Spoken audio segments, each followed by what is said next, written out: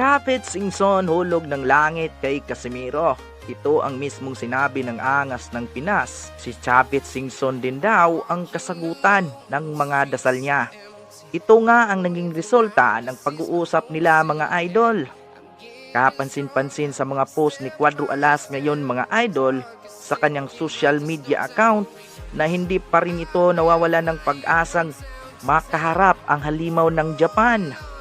Katunayan nito ay muli nga itong nag-post ng larawan niya na kasama si Japet Singson at larawan ni Naoya Inoue na kasama naman ang promoter na si Torky.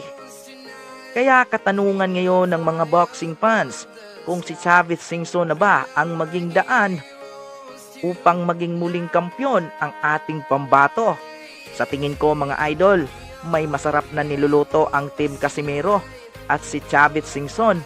At yan na lang ang abangan natin sa mga susunod na pasabog ng angas ng Pinas.